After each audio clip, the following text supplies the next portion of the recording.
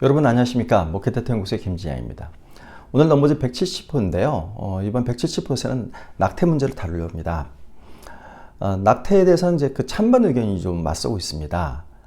낙태를 찬성하는 입장에서는 여성이 자기 몸을 스스로 결정할 권리를 가지고 있다. 따라서 낙태를 하든 하지 않든 그것은 여성이 권리다라고 이렇게 입장에서 찬성하고 있는 거고요. 낙태를 반대하는 입장에서는 태아도 생명인데 낙태를 하는 것은 태아 생명권을 침해하는 결과이다. 그래서 낙태를 반대한다. 이렇게 이제 의견이 맞서고 있습니다. 근데 오늘 저희 넘버즈에서는 낙태가 실제로 우리 사회에서 어떻게 이루어지고 있는지 그 실태를 여러분들한테 좀 보여드리려고 합니다. 한국보건사회연구원에서 인공 임신 중절 실태 조사를 실시한 바 있는데요. 그 가운데 몇 가지 결과를 발췌해서 설명드리도록 그렇게 하겠습니다.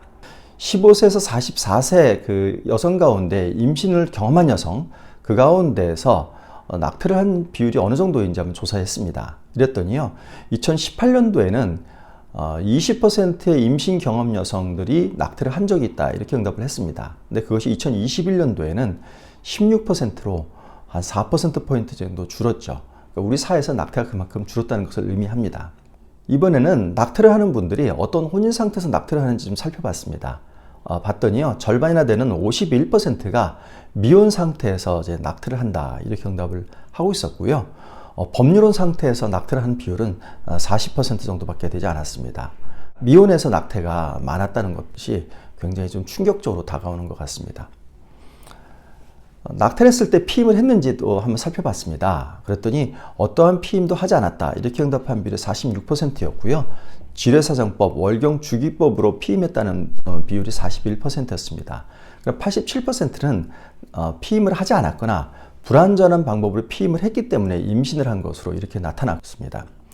그럼 피임하지 않은 분들한테 왜 피임하지 않았는지 한번 또 질문해 봤습니다. 그랬더니요, 임신이 쉽게 될 것 같지 않아서 이렇게 응답한 비율이 50%였습니다. 그리고 21%는 파트너가 피임을 원하지 않아서 피임을 하지 않았다. 이렇게 응답한 겁니다. 이렇게 보면 임신 문제에 대해서 상당히 안일했거나 혹은 무책임했다. 이렇게 저희가 볼 수 있겠습니다. 근데 낙태를 하게 되면 임신한 여성은 굉장히 큰 타격을 입게 됩니다. 육체적 그리고 정신적 타격을 많이 입게 되는데요. 실제로 낙태한 이후에 신체적인 그런 이상 증세를 느꼈다. 이렇게 응답한 비율이 7%로 나타납니다. 이때 신체적 증상은 자궁천공, 자궁유착증, 습관성 유산, 불임 등을 일컫는데 7%가 이런 증상을 겪었다고 이야기를 하고 있습니다. 근데 더 큰 문제는 이런 신체적 증상이 아니라 정신적 증상을 겪는 비율이 무려 56%나 되었다는 겁니다. 죄책감, 우울감, 불안감, 자살충동 등 이런 정신적 증상을 겪는 분들이 절반이 넘는다는 거죠. 그래서 낙태는 여성에게 큰 타격을 주는 그런 행위임에 분명합니다. 그럼 낙태를 왜 했는지 한번 또 질문을 해봤습니다.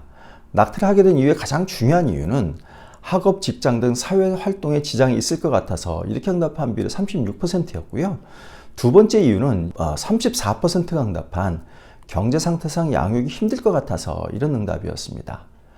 그러니까 임신을 해서 낙태를 하게 될 경우에 그것이 어떤 본인에게 사회적인 그런 타격을 줄 것인지 이 문제에 대해서 깊은 고민이 없는 상태에서 임신을 했기 때문에 낙태를 한 것으로 이렇게 저희가 볼 수 있겠습니다. 실제 임신한 분들 가운데 낙태를 고려한 분들이 있습니다. 이분들의 비율이 13% 정도 됐는데요. 근데 이분들이 낙태를 고려했지만 낙태를 하지 않았던 이유가들이 있습니다. 그 이유의 가장 중요한 이유는 태아의 생명이 중요하다 생각되어서라는 이유였습니다. 63%가 이 이유를 응답한 거죠. 그러니까 태아의 어떤 생명권을 존중하게 되면 낙태를 하지 않는 그런 경향이 강한 것으로 이렇게 알 수 있겠습니다. 네, 오늘 넘버즈 170호는 낙태의 실태 문제에 대해서 한번 다뤄봤습니다. 다음 주에 여러분들 찾아뵙겠습니다. 감사합니다.